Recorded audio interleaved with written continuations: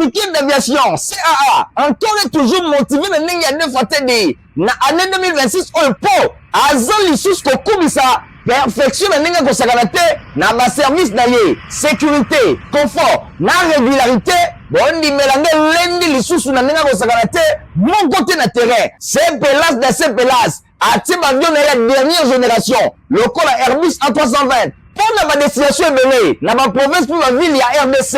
Bongo Sénaté, na 2026 Oyo, CAA, a conquis 34 ans mokoka, na service et ma client na ye. Ah, CAA, Mose Pélissi. Et c'est la fois où vous avez besoin de télévision, la vidéo pour on a fait une journée un peu pour la peuple. Merci la fidélité de confiance pour continuer à vous aller. On a journal, la vidéo pour la journée pour le pays, la République démocratique du Congo, Baza qualifié pour la Coupe du Monde 2026 après victoire de Maman Bassa qui face il y a Jamaïque, na 1-0. Voilà le reportage au héritier, mon premier mis à 5 minutes de détails.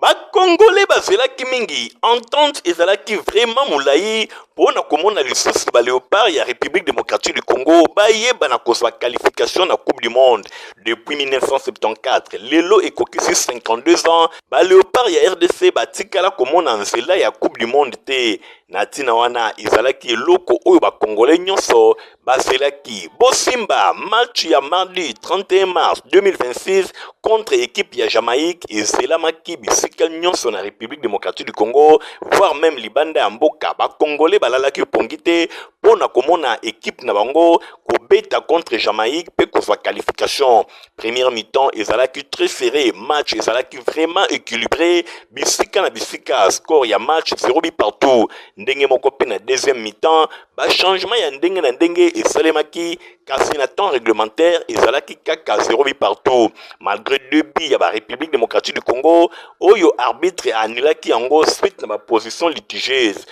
Moves it out wide. Now the cross is front. It's over the line. Boye sengelaki ba équipe nyonso mibale bakota bongo na prolongation. Na première prolongation ba léopard ya RDC bazalaki kaka kodominer na corner moko défenseur Twanzebe à combattre gardien de but à Jamaïque 1-0 en faveur ya ba léopard ya République démocratique du Congo et Sengo ezalaki vraiment makasi. This one will be an in-swinging ball towards the near post. Sneaks through, it's in!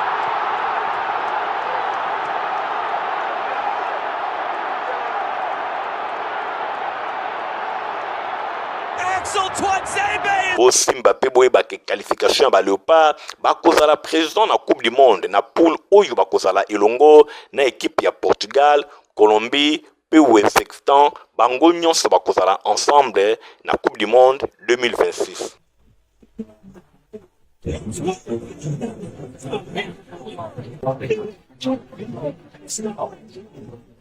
Na masanfu wa chef de l'État Félix Antoine Tshisekedi Tshilombo Sololaki mokola mardi 31 mars na président directeur de la banque pastorale ya Maroc na présence ya vice-premier ministre économie ensemble balobelaki partage et expertise ya nation na inclusion financière pe ya bancarisation ya population congolaise c'est le cas qui dans cadre de coopération bilatérale ndenge président ya directoire apesaki ba précision to beta mongo masolo o etali sénat pour la question plénière ezalaki organisée mardi 31 mars Pawapi honorable sénateur Bavotaki 3 projets de loi na Otali ratification et ordonnance prise. Voilà un reportage au héritier Mapinemi à celle de Bino. La séance est reprise. Assemblée plénière ya Sénat, ya République démocratique du Congo a voté qui mardi 31 mars na unanimité 3 projets à loi ya ratification à ordonnance prise. Na cadre ya loi, ezali kolobela habilitation ya gouvernement pe projet à loi na ba domaine sécuritaire, économique pe judiciaire. Ezali bongo projet à loi ya ratification de l'ordonnance loi numéro 26/003 ya le 31 janvier 2026 où ezali ko modifier pe ko compléter loi numéro 23/2022 ya le 18 novembre 2022 oyo ezali kolobela code judiciaire militaire na République démocratique du Congo. Projet à loi et à ratification de l'ordonnance loi numéro 26/006 il y a le 14 mars 2026 oyo ezali kolobela autorisation et prorogation et état de siège sur une partie ya territoire ya République démocratique du Congo. proclamé dans l'ordonnance numéro 21 bar 015 il y a le 3 mai 2021 pour la période il y a 15 jours oyo ezali kubanda le 18 mars 2026 projet à loi et à ratification l'ordonnance loi numéro 26 bar 008 il y a le 14 mars 2026 oyo ezali kolobela adaptation à la disposition relative na imposition à revenu contenu dans la législation spécifique, il y a projet à loi, il y a autorisation, il y a état de siège sur une partie du territoire national. Ndengue Jean-Michel Samaloukonde Kenge a déclaré qu'avant vote et pas y a sénateur. À Koba qui n'a 4 projets à loi, nyon sezala qui voté dans des termes identiques et pas y a 2 chambres. Et en cause la transmis et pas y a chef de l'État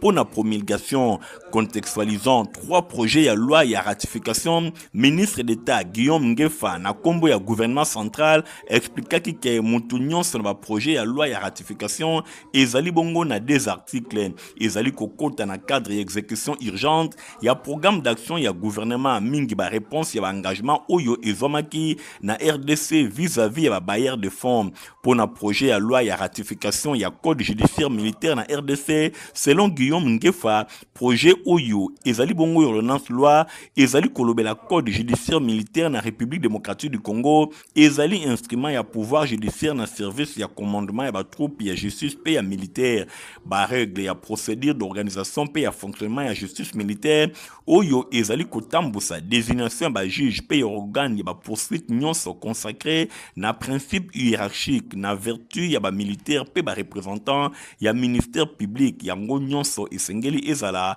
au moins na ba grade oyo ya prévenu conformément à l'article 33-67 il y a code judiciaire militaire ndenge ministre atalisaki malheureusement d'après ye mikolo oyo ezali bongo kotalisa obstacle mingi na teni ya procès ya ba audience oyo ezali ko participer en même temps ba maintien ya surpopulation carcérale yango abakisi ke esengeli ko légiférer ordonnance loi oyo pour na ko modifier l'article 35 P67 ya loi oyo ezali vanté pour na ko kotisa possibilité ya kosambisa prévenir et pas ya ba juge oyo bazana grade inférieur kasi bazana même catégorie tango impossibilité ya constituer siège elongo na ba juge oyo bazana grade ya makasi liboso ba ancien oyo bazana grade mususu na ngambo mususu assemblée plénière azwaki acte ya constitution ya commission ad hoc chargée ya examiner conformité ya candidature moko ezalaki déposé na bureau ya Sénat pour na poste vacant ya deuxième vice-président ya Sénat.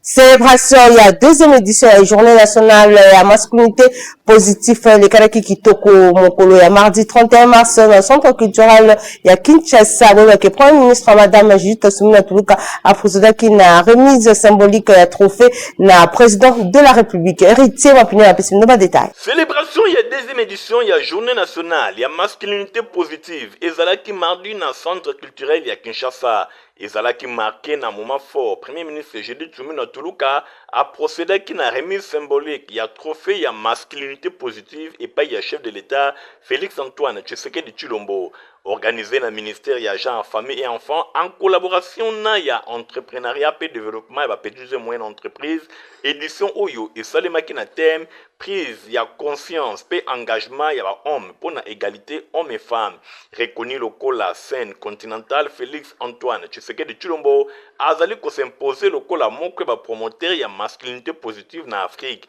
Désigné champion en masculinité positive na Union africaine,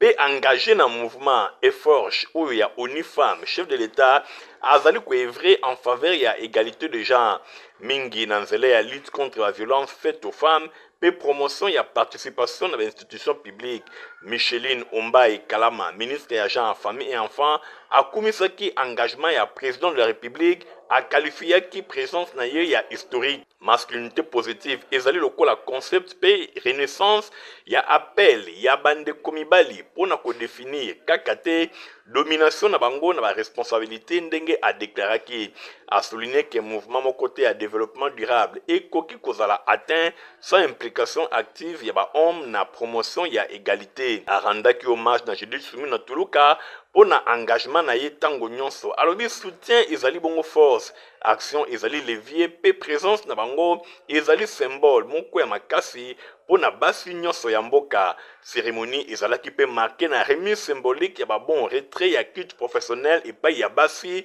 micro-entrepreneur pe distinction ya ba ambassadeur ebele ya masculinité positive. Dans la initiative où le gouvernement dirigé et pas ya Jedi Sumina Tuluka azali ko confirmer en faveur ya égalité de genre. Ezali bongo équipe moko ezali ko compter 18 femmes, soit environ 32%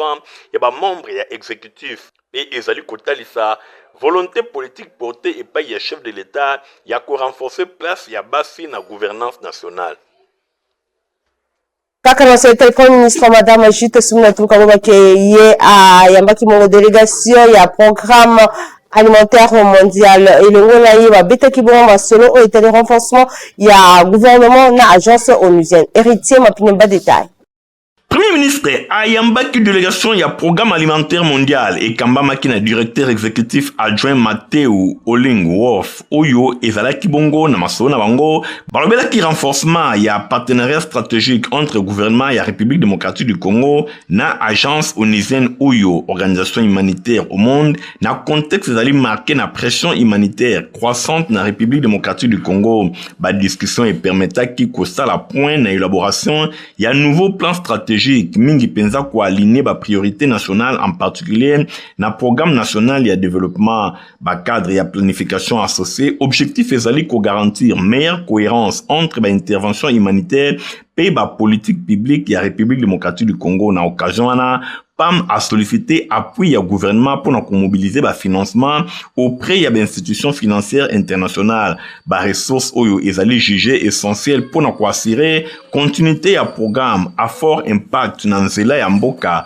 Pelissus ba besoin oyo ezali komata. Boye na rencontre oyo représentant ya PAM na RDC directeur pays David Stevenson ye akumisi qualité ya coopération entre des parties. Alobi tozana la collaboration moko ya malonga et longo na République démocratique du Congo tozali kotonga bongo ba nouvelle stratégie P oyo ezali elongo na gouvernement programme ya cantine scolaire ou ezalaki lancé na premier ministre boye tozali ko réfléchir ndenge nini kotombo la capacité pour na ko toucher ba élèves nyonso ya mboka. Tozali bongo ko accompagner gouvernement na initiative oyo tozali ko examiner assistance humanitaire ndenge atalisi beaucoup tani oyo eye na contexte moko ya aggravation ba besoin humanitaire mingi na partie est ya République démocratique du Congo et pa iwapi ba conflit armé ezali ko koba ko provoquer ba déplacement massif ya population liboso ya montée ya insécurité alimentaire pe réfraction ya ba ressources PAM encourager plaidoyer ya premier ministre en faveur ya renforcement ya aide alimentaire d'urgence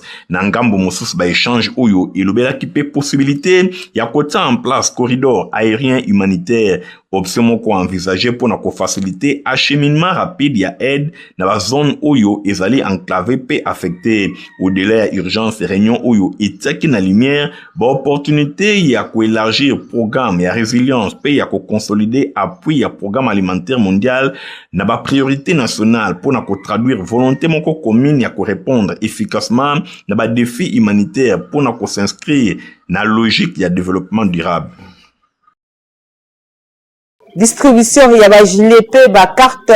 d'accès na grand quartier général ya état-major général ya FARDC Selema Kitoko mardi 31 mars bolanda ba détail longo na élément oyo.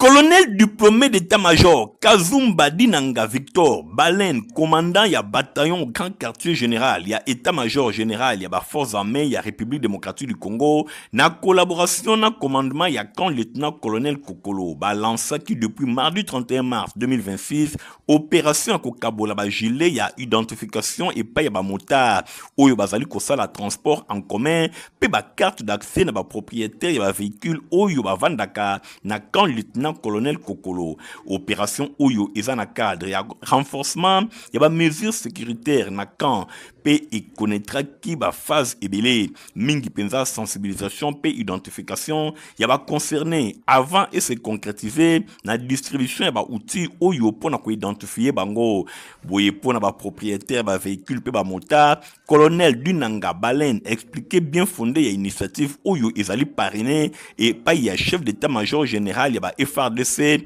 lieutenant général Banza Mwilambo Gilles boye esengeli boye bake ezali ko viser vraiment sécurisation totale ya ba installation ya ba infrastructure militaire pe ya ba habitants nyonso topesi yango pe ya ofele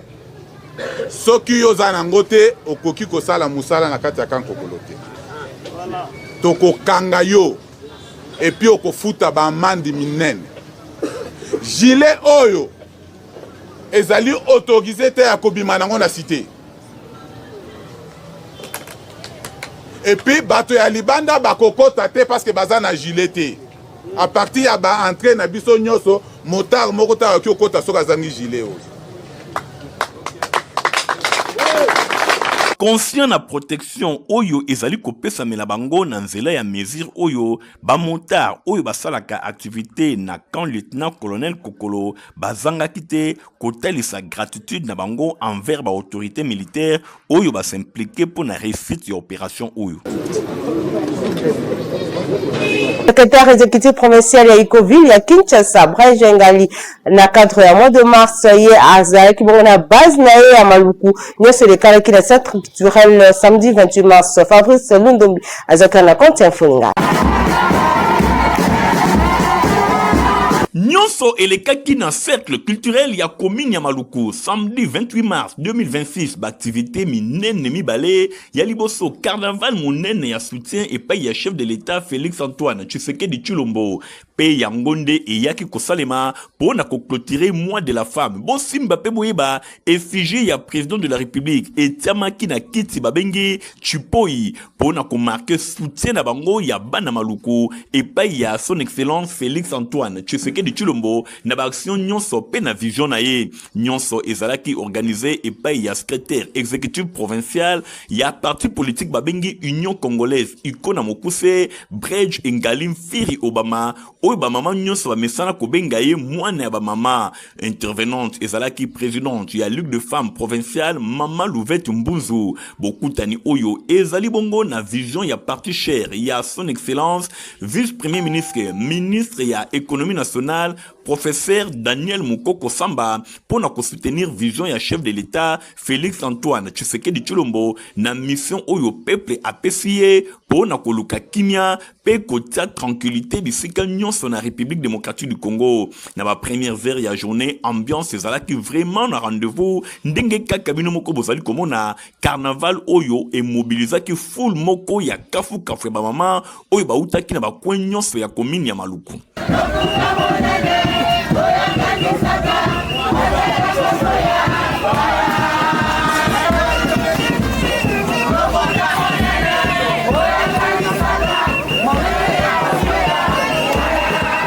De 5000 mamans mobimba ba répondant qui présente na appel oyo ezali kotalisa engagement pe attachement na bango na ba valeur oyo ezali bongo promis et pa ya Union Congolaise na atmosphère moko ya fête na ndenge ya kosakana te activité oyo et pesaki lokumu et pa ya femme congolaise tout oyo ko favoriser kaka bana mibali azoti ka bana basi po atekelaka yo po sala ko misala ya ndaku mais pesa chance na bana nyonso ezala ya mwasi ezala ya mobali po bakendaka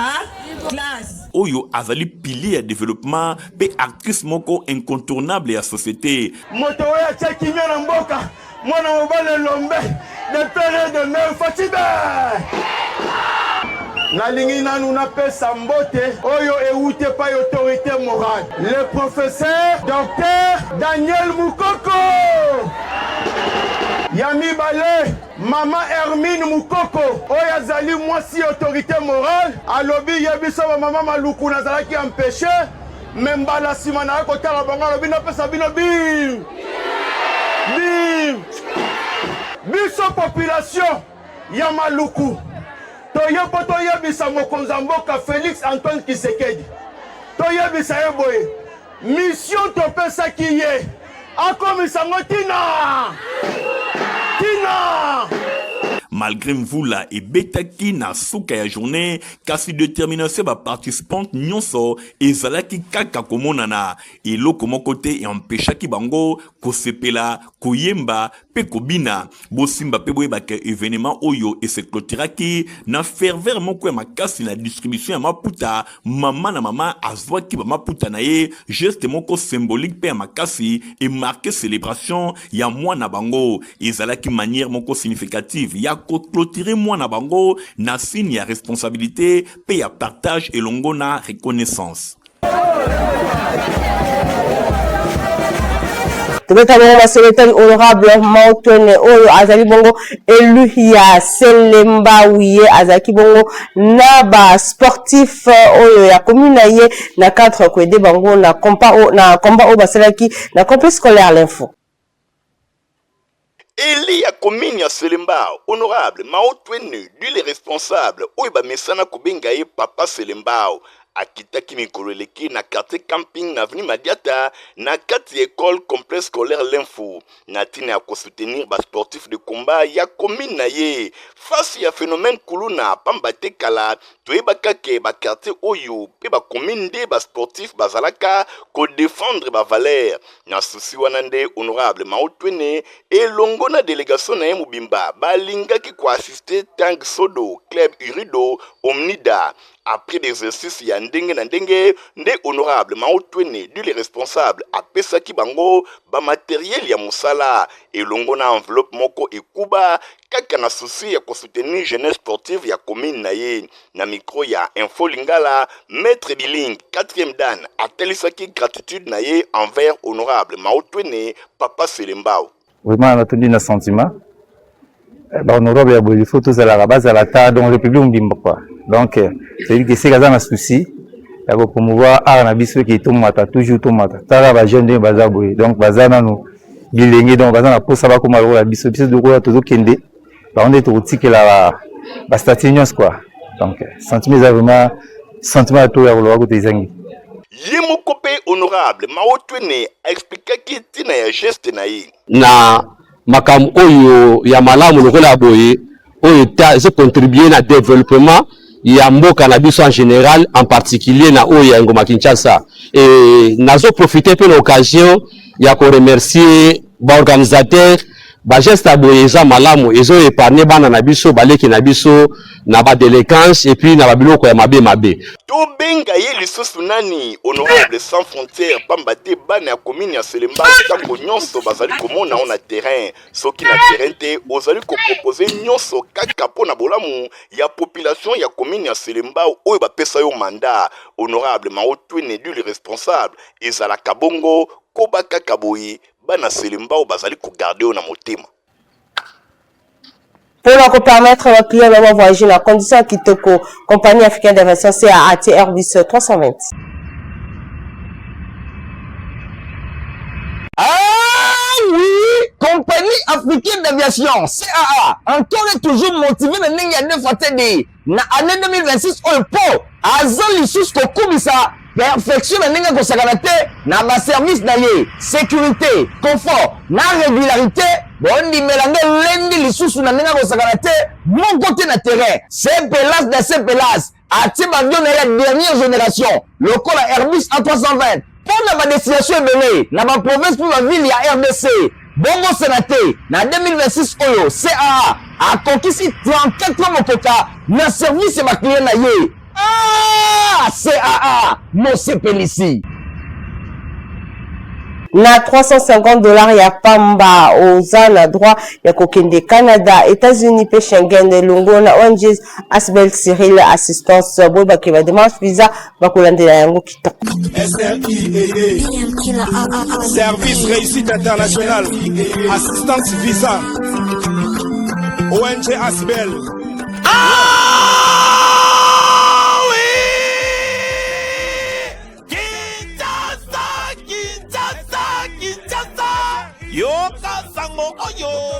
bamemeli na République démocratique du Congo mega promo poto na facilité oyo eye kopambusa maya misu ya bakongolais tala meilleure agence de la République démocratique du Congo NG SRI assistance démarche visa oyo abongeli bino masolo yaya otuninga nini bongo muke oke poto na $350 ya pamba yoka oke bamboka lokola Canada États-Unis Schengen oza mobimba na ndenge ya defa te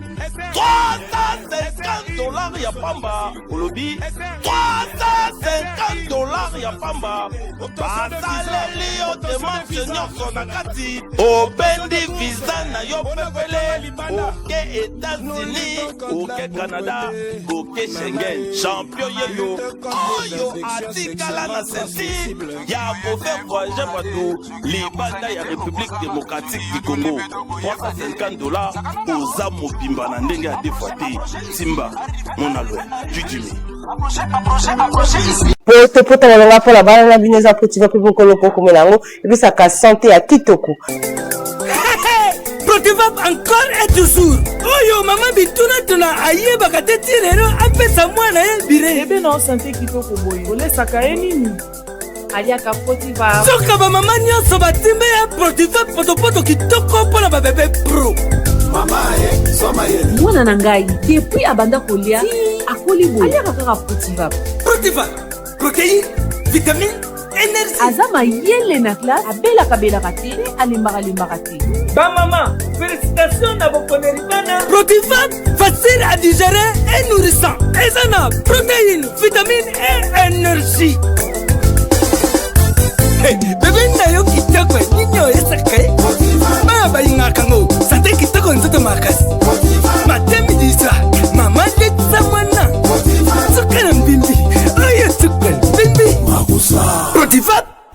Vous avez qu'à pour la colonne info la journée pour la proposition que vous se plaît comme ça merci Naigor Ntingi Matoumi Nazaki Nasima caméra héritier ma pini ma super vous qui journal au montant ici moi qui est pas Christian Kangebin on notre option rendez-vous Mikozel quoi au revoir. Ah oui,